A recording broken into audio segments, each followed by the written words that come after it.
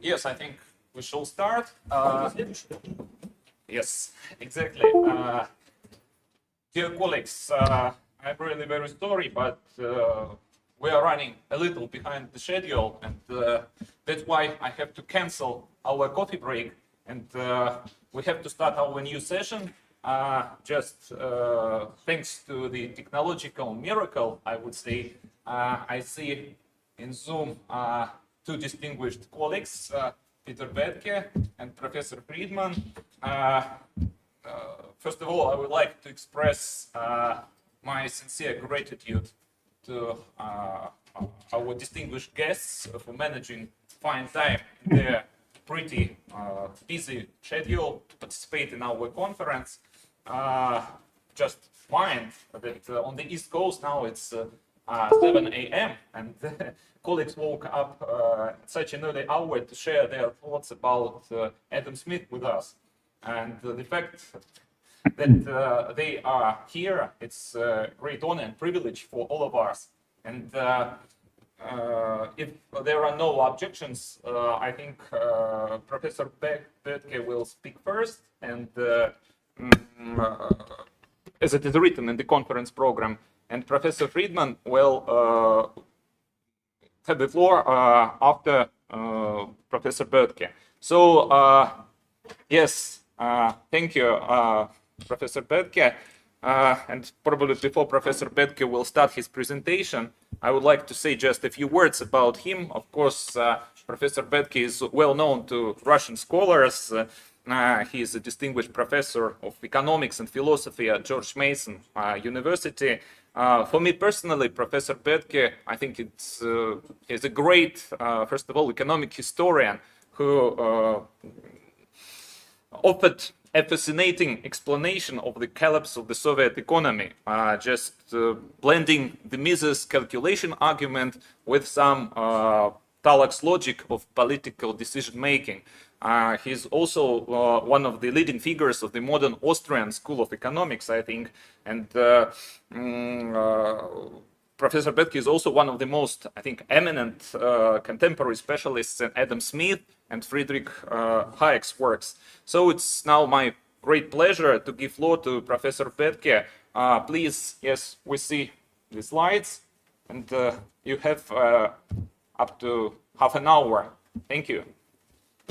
Well, thank you very much. It's a great privilege to be here. It's been a long time since I presented at Moscow State University, so this is exciting for me, the modern technology to be able to do this and return. And I was very thrilled, as much as I could catch from the last talk, the promotion of the work of the School of Salamanca and Marjorie Grice Hutchinson in particular. So to the audience, I just want to reinforce what you just heard from the last speaker about the benefits of revisiting the work of the School of Salamanca. Sort of an interesting story in that is Juan Mariana, who's one of the leaders of the School of Thought, had actually written a book on regicide, the ability to kill the king. And the king actually celebrated, Juan Mariana's work. But then Juan Mariana wrote a book about the problems of inflation and how the government was causing inflation and destroying the value of the currency of the people. And the king threw Juan Mariana in jail for that. So we economists have always faced difficult issues. So I have this great honor to talk about Adam Smith. I will try to do so in a time frame to make sure that Professor Friedman has his allotted time as well. So it's Adam Smith's 300th birthday, as you all know. This is why we're here celebrating him. Adam Smith is most well known for the theory of moral sentiments as well as the Wealth of Nations, but he also had planned to write a third volume having to do with jurisprudence and the nature of government. But it was an unfinished work, and Smith had his works burned at his death. And so we don't really have the book on jurisprudence. We have lectures from his classes, but we don't have his full worked out idea. But that was the basic idea, is that you would have morality, economy, and then the state, and be able to examine those things. And I think that's important to keep in mind here. This title in my last part of my slide is from an article by Kenneth Boulding, and it's one of the most important articles I ever read in economics, called After Samuelson, Who Needs Smith? And what Boulding did, Boulding's the second John Bates Clark Medal winner, by the way, right after Samuelson. But he's the only of the early John Bates Clark Medal winners not to be honored with the Nobel Prize. And a large part of that is because Boulding stood in opposition to much of the way economics had evolved during his lifetime, from his intellectual lifetime, from the 1940s into the 2000s, say. He lived into the 90s, but that was it. Anyway, after Samuelson, Who Needs Smith? We all do, because Smith's work still has evolutionary potential for us. This is this notion of the extended present that Boulding builds. And my teacher, Jim Buchanan, used to stress about Adam Smith to all of us. It's those who sit in the seat of Adam Smith that are going to advance the science. And what Buchanan thought about that was the exchange paradigm rather than the allocation paradigm, and political and economic, political and social philosophy, and what Smith has to bring to bear in that. So I would say for all of you today that one of the reasons why we should read Adam Smith today is because of the wisdom that Adam Smith brings us about moral and political philosophy, the insight that Adam Smith brings us about the nature and causes of the wealth of nations and the operation of how the world works, and the guidance, which is how do we see our way through for our great purpose. And this is what Smith lays out as what he calls his liberal plan for liberty, equality, and justice. Okay, what's going on here? Okay, so this is sort of the intellectual landscape of modern social science. This is what I call mainline economics. This is the economics and what unites the economics from Adam Smith all the way up, say, through to Vernon Smith, and the substantive propositions, which I contrast with mainstream economics, which is what is currently scientifically fashionable at the top 5 journals and the top 5 programs that govern so much of our science. And instead, what we want to look at is an empirical strategy and our theoretical strategy. And so the way that I'm trying to argue here is that one of the missing boxes, the highlighted box, is this notion of rational choice institutionalism, which is the kind of program of mainline economics. And way to think about that is that mainline economics derives the invisible hand proposition from the rational choice postulate, but via institutional analysis. Another way to think about that is that our goal as social scientists is to explain the variation in outcomes. And the way we're going to do that is not by explaining it in terms of the people. Good people do good things, bad people do bad things. But instead, we're going to freeze preferences. We're going to vary the institutional environment. And then that's going to explain the variation in the outcomes. And it's that theory which has to examine the institutional details and how they shape the choices and decisions of individuals that is going to be the main focus of our analysis. And so we end up by doing rational choice as if the choosers are human, and institutional analysis as if history matters. And when we do that, what we're going to be able to examine is how it is that individuals within different institutional structures will take their natural propensities, which could be either Smithian in nature or Hobbesian in nature, and how the institutional environment is going to steer us in one direction or the other direction in that regard. So our Hobbesian propensity is to pillage and plunder. Our Smithian propensity is to truck, barter, and exchange. So we can divide the world into either raiding or trading. And the decision for us to raid or trade is going to be a function of the institutional environment within which we find ourselves, which explains the marginal benefits, marginal costs of us going in this direction or that direction.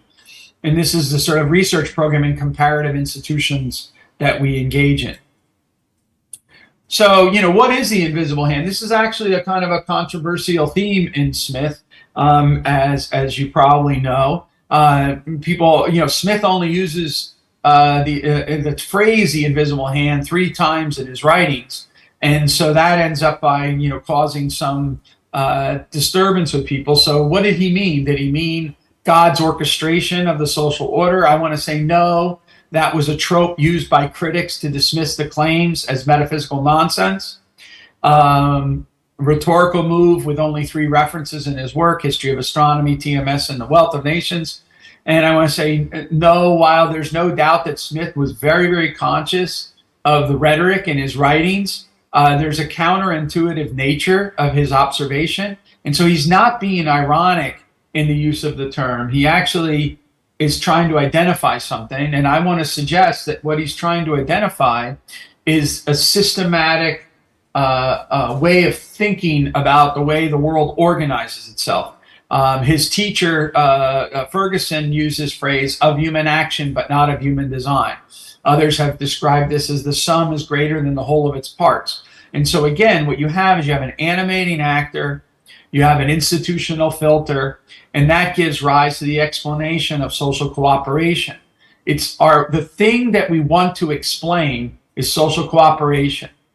The explaining is going to be done by rational choice institutionalism, at least, and that's what I'm trying to argue is the invisible hand. So you see the invisible hand not only in Adam Smith's Butcher, Baker, and Brewer, and as also in the common woolen coat, but you also see it in his contrast over why it is that we don't want to have a state religion.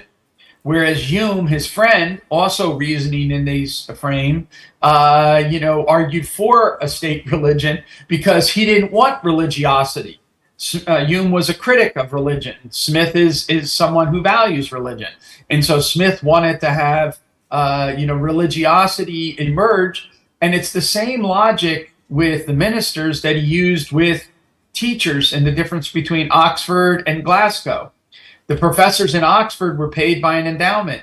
Therefore, they didn't have the incentive to actually be real teachers. The teachers in Glasgow were paid by student fees. Therefore, they were very engaged with their students. In both instances, they're homo professonomicus, but the institutional environment directs their behavior in one way or another way. And it's that directing which is the invisible hand I want to suggest.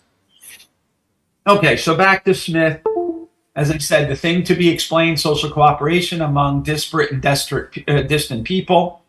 Explanation, rational choice institutionalism. And we see this in the specialization in exchange and the refinements of division of labor. So one of Smith's sort of major first principles, the division of labor is limited by the extent of the market. Another question? Oh. All right. And then, the idea of the expansion of trade and the importance of security of persons and property and how we can overcome the violence trap to be able to develop. By the way, this is a very good example of Smith's extended present. Many of you in the room might know of the work of Doug North and Barry Weingass and John Wallace, was Violence and Social Orders, where they try to explain the origins of development, and they have these doorstep conditions where you go from a natural state until you end up by getting into a more constrained state, or the more recent work by Acemoglu and Robinson, what they call the narrow corridor, in which you try to move from a absence of Leviathan or an unconstrained Leviathan to a shackled Leviathan. This research program about how we overcome the violence trap, well, Barry Weingass has turned all of his attention to Adam Smith, because Adam Smith, in the middle of The Wealth of Nations, has a long discussion about how you can do this. And so Weingass is now working his way through Smith to figure that out and then apply it to today. All right. So one of the things I just wanted to stress here about the common woolen coat. So we have this natural propensity to truck, barter, and exchange, but we truck, barter, and exchange in a world in which we are getting cooperation and anonymity. So one thing about the woolen coat, that's an early description passage in The Wealth of Nations. he asks the question, how does the common woolen coat end up on the back of the day labor? And then he walks through the extended chain of the division of labor that would make possible the ability to deliver the common woolen coat. But he also says, right in the passage about the baker, the brewer, and the butcher, that scarce in our lifetime do we have the opportunity to make a few close friends. So therefore, we can't rely on the intimate order to get our dinner, right? We have to instead appeal to their self-interest.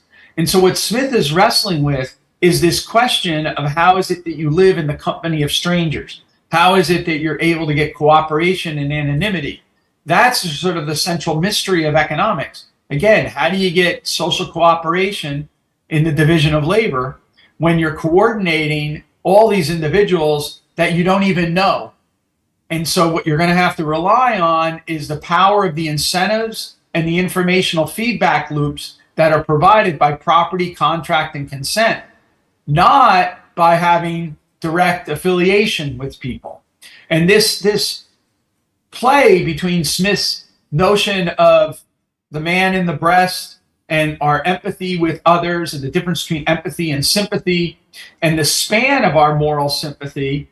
When we're talking about the Great Society and division of labor, we've reached the edge of the span of our moral sympathy, which means we have to rely not so much on our feelings towards one another and our shared humanity, but instead to our shared notion of self-interest and the benefits of exchange that we can have with one another and whatnot. That's how we get the productive specialization and social cooperation, peaceful social cooperation through mutually beneficial exchange.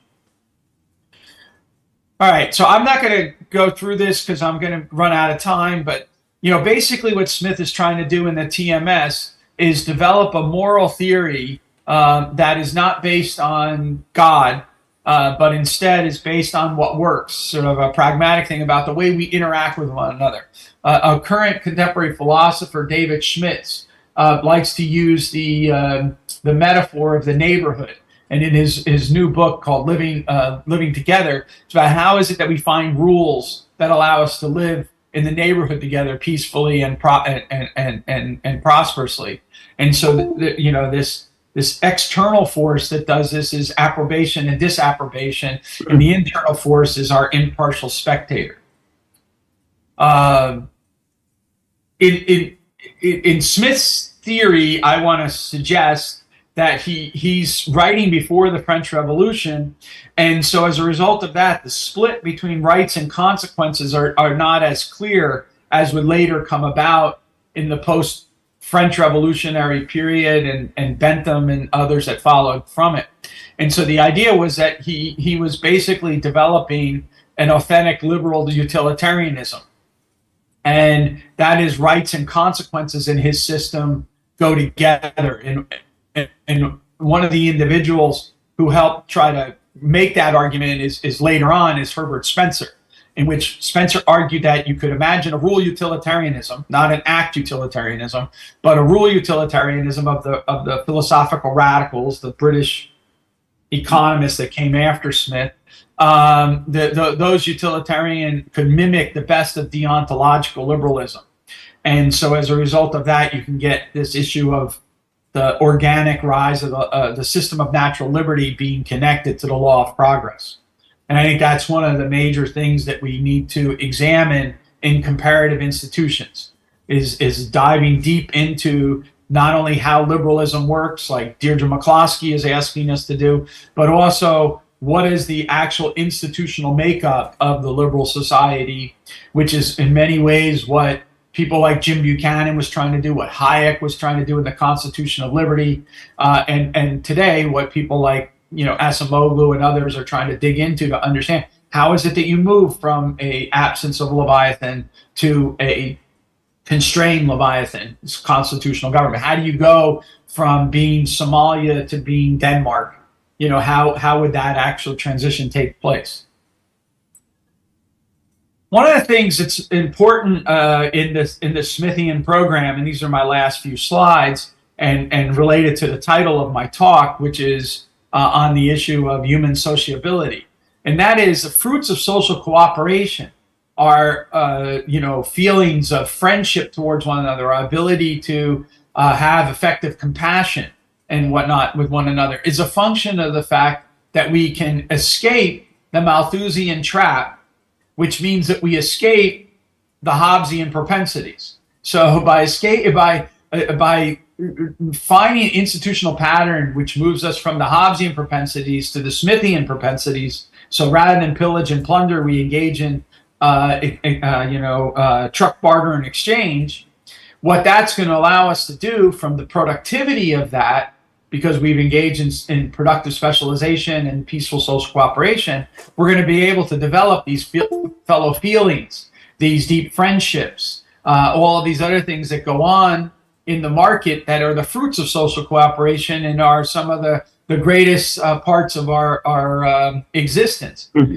If we didn't have that rise of that productivity, we would end up actually being in a war of all against all, and we would break down those kind of things. And then we would appeal to our Hobbesian propensities once again. But there's a problem with realizing this benefits of this great social cooperation and anonymity, is that it requires us to have moral systems that are at odds with our moral intuitions. So our moral intuitions rose from a world of small bands. This is Hayek's thesis, from a world of small bands in which we were protecting one another in our band from the violence of the other bands. And that's how our moral intuitions evolved. But the moral demands of the great society are at odds with that. And so what Hayek argued is that we need to learn in modern society how to live in two worlds at once, right? Because if we allowed the extended order into our intimate orders, we would crush them. At the same time, if we try to expand our intimate order to our extended order, we'll crush our ability to generate sort of a peace and prosperity, right? Or as Smith moves it, move from the lowest forms of barbarism to the highest forms of opulence. We're not going to be able to do that. So it's this tension between our moral intuitions and the moral demands of the great society is going to be one of the main questions that Smith forces us to think about again. The way to put it here would be, how do you square the arguments in the theory of moral sentiments with the arguments in the Wealth of Nations? Rather than seeing them in the Das Adam Smith problem, the question is, how do you square them so that the potential problem, which is what the Germans thought there was, disappears, and instead you see the two faces of Adam Smith, as my former colleague Vernon Smith likes to stress. So just some final points. These are two books that have come out recently that grapple with this final problem. One of them is by Sam Fleischacker. It's a book that these both came out during COVID. One of them is this book, and it's about the difference between Smith and Hume on the issue of empathy and sympathy, and the notion of having whether or not our feelings for others are a project of proximity. We only can feel for others when we are close to their situation, or the more mature situation, which is projection. So we could imagine ourselves in another shoe. And so, and what was the morality of that once we be able to do that? And what Nussbaum argues in her book, in contrast, is that Smith, the cosmopolitan ideal of Smith, the idea that we are citizens of the world, that the division of labor is limited by the extent of the market, grow the market, you're going to expand the division of labor, and so you have this sort of global marketplace of ideas and of products and services. And what her argument is that this is a noble but flawed ideal, because in Smith's rendering, it would require us to take on too stoic of a stance in respect to some aspects of human suffering. And so I interpret this as, again, the Hayek tension between that our moral demands require us to hold positions which our moral intuitions often find repugnant. And in that tension, our moral intuitions are going to win out over our moral demands, but in the process of doing that, we destroy the possibility of the very progress that makes possible improvements in the human condition. And so we have to really, come to final grips with that. And the final thing I'll say, so I'm coming to the end here, is that I just want to repeat what I said in the beginning. Why read Adam Smith today? I think we continue to read Adam Smith today because we can get wisdom from Adam Smith by reading his moral and political philosophical reflections. I think we can get insight from Adam Smith. That is our scientific understanding of how the world works, how the market economy is animated by exchange, how the institutions of property, contract, and consent frame our our economic and commercial life, and what are the consequences of the wealth and poverty of nations for the way that we engage in human interaction with each other. So scientific insights. And then finally, guidance again. Smith tells us about the liberal plan of liberty, equality, and justice, how we develop and advance that liberal plan. He gives us a sort of guidance of that I think is as relevant or more relevant for the world that we live in today than the world that Smith inherited in the 18th century. So I apologize for the speed at which I went through that, but I hope that people have gotten something out of my talk, and thank you very much for the opportunity. Thank you very much, Professor BOETTKE. Yes, thank you for a wonderful presentation. Probably I will start with some questions. Yes, and I have the first question. The question is the following. I really like your thought-provoking article, The Evolution of Economics, written together with Peter Leeson and Daniel Smith. And in this article, you used a very interesting analogy, a sand glass, in order to explain the evolution of economics from Adam Smith to the present day. And the analogy tells us that at the time of Adam Smith, who was at the top of the sand glass, economics was a wide discipline, and it addresses the big questions like why some nations are rich while others are poor.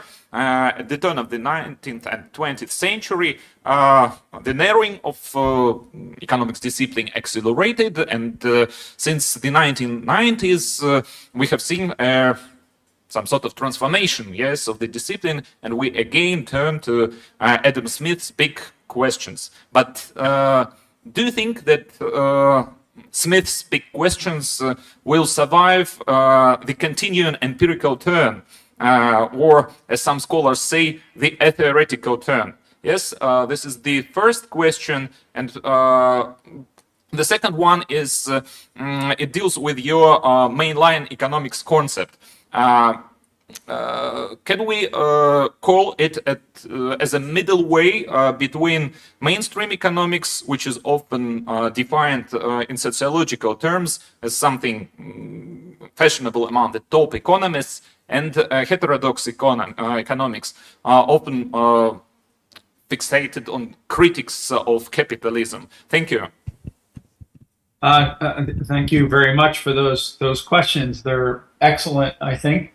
And so let me just try to. I actually think the answer to both of them, there's a combination of that that I'll explain. So I take the question at the end, not so of the first question, not so much for me to repeat the argument in the article, which basically just says is that economics became a mathematical science and became transformed from political economy to economics. We ended up by asking and answering more precisely narrower and narrower questions. We tried to transform economics into a form of social physics. And in doing that and having the notions of the control, that economics was a science of control, that was different from economics as a science of understanding. In Adam Smith, he didn't try to orchestrate, the common woolen coat. that already was an existing phenomena, and he was trying to philosophically reflect on it, which is different from the idea of the tool of economics to maintain full employment in your economy or to, manage business cycles or things like that. But anyway, what happened was economics became narrower and narrower, and we found out that we could answer very, very precisely less and less. And so what happened, and unfortunately for your country, the experience in your country was actually one of the telling things that opened the world back up again, which was the failure of the efforts at central planning and the consequences of that for economic and political and social life. And that, threw a very serious challenge to economics. And one of the things that's so important to understand is the evolution of the techniques that were used to try to succeed at planning. All right. So it's not like, they did, linear programming in 1918 or whatever, right? You have Bukharin and Preobrazhensky are writing the ABCs of communism. It's a different kind of idea. Then, you have, an alternative approach, which tries to manage the market and use that. Then you have sort of the idea of the 5-year plans. And you constantly are having ways in which we're trying to come up with new and better ways to sort of succeed in planning. And as that was going on in the Soviet Union, you also have in the United States the same kind of ideas. So, Koncharovich is developing his approach, but that's also being approached over here in the United States with the Coles Commission and all kinds of other people. So we have planometrics, we have Leontief input-output tables, we have, material balances approach to planning, all of that. And the result is that it didn't generate sort of the outcomes. And what was missing in all of that was institutions. All right, so institutions had gotten squeezed out of economics. Whereas to Hume, right, the foundation in the Treatise of Human Nature, the foundation of our ability to realize productive specialization and peaceful social cooperation is what he says, property, contract, and consent. You had to have stability of possession, the transference by consent, and the keeping of promises. As we economists like to say, imagine a world in which you don't have stability of possession, you don't have transference by consent, and you don't have keeping of promises. Now solve for the equilibrium, right? So, all right, so that's the kind of outcome, but we lost sight of that. And, just as a quick aside for those of you, if you think about the counter-revolution to Keynesian or the Samuelsonian sort of neoclassical synthesis, we tend to think of it always in terms of Milton Friedman and monetarism. But there also was a whole microeconomics chain. There was the development of law and economics, there was development of property rights economics, development of public choice economics, and the development of market process economics and entrepreneurship. And those four things all evolved, which require attention not only to the animating actor and the decision maker, so you can't have the aggregation that the other types were doing, but also the institutional environment within which people are behaving. And so entrepreneurship, for example, can be directed in productive ways, in evasive ways, in unproductive ways, depending on the institutional environment. And we started to pay attention to all of those kind of questions as communism was revealing all of its difficulties in operation. Also, as an aside, development planning efforts were crashing and burning at this time as well. And one of the other things that everyone forgets is that the Nordic countries were all dealing with a fiscal cliff in the 1990s, and they all had to actually adjust and reform as well. So that meant that economics now was going to open up again to institutions. And so we end the 19th century with Max Weber asking, why no capitalism in China? And we end the 20th century with Acemoglu and Robinson asking, why do nations fail? Right? And so it's the same kind of question. Now, your other question, which is vitally connected to that, is can these big questions survive the empirical turn in economics? And I would point to a very nice article by Acemoglu, which is responding to Duflo, and where Acemoglu argues that you need to have equilibrium, political economy, and basically welfare economics to be able to do the judgments that even Duflo wants to do with the randomized controlled trials.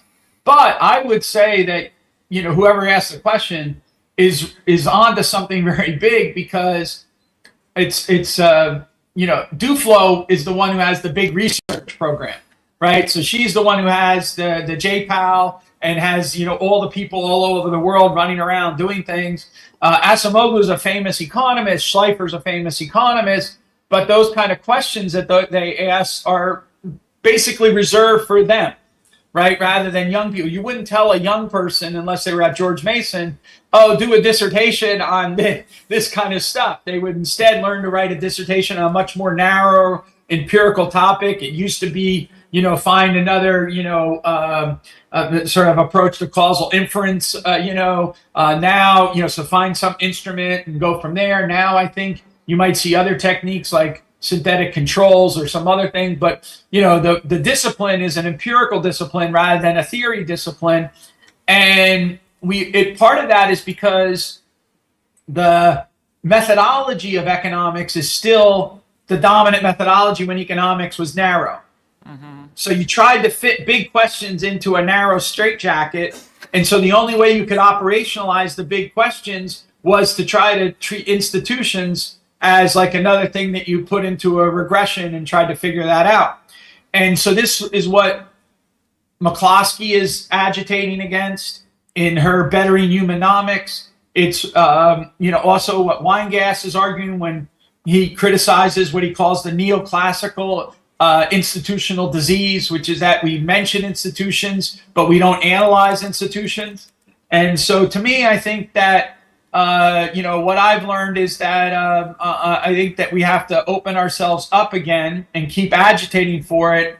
What Kenneth Boulding, in his review of Samuelson's Foundations in the JPE, argued was the literary borderland between economics and sociology, because we have to recognize that our commercial lives are always embedded within the law, within politics, within society. And so we have to open ourselves up to studying that. And that brings me to mainline economics, which I will, I'll say very, very quickly, or try to. And I think that putting it as a middle ground between mainstream economics and heterodox economics is actually pretty accurate. And the way I would describe that is that the mainline economists begin with a heterodox problem situation. So individuals are imperfect individuals existing in a world of deep uncertainty, okay? But they have a mainstream conclusion, which is that individuals interacting in that world, despite their imperfections and whatnot, can stumble their way towards social cooperation under the division of labor and the welfare properties of an equilibrating economy. And so, but where the analytical thrust is on the institutions and the comparative institutions within which these imperfect individuals. And so that leads us to focus on what I've called epistemic institutionalism, which is rather than incentive institutionalism, we also have to have with it epistemic institutionalism, which is how is it that we imperfect agents learn through feedback and signals to direct our behavior so that we can realize productive specialization and peaceful social cooperation. And it's that institutional pattern in the comparative institutions that I think we're trying to look at in the common ground between, say, Adam Smith, Alfred Marshall, right, Frank Knight, F.A. Hayek, Jim Buchanan, Vernon Smith. And let me just end with Vernon Smith, because I think it pays to look at Smith's, especially look at his Nobel Prize address, where what he calls it, he contrasts constructivist versus ecological rationality. And just by the term ecological rationality, that should alert you to like what he's up to in this. And so it's not behavioral economics. It's not where you're deviating from the rational choice theorems and therefore you identify them as biases or things like that. It's that individuals are omnipresent, are constantly rational, but the manifestations of their rationality is going to be institutionally contextual. And so way I can maybe learn about that is through experiments. And I can show how experimental outcomes are so sensitive to changes in the rules of the game that the players are going to play. So anyway, I appreciate the questions, and I hope they provided some of an answer. Thank you very much, Professor BOETTKE. Thank you for your detailed answers.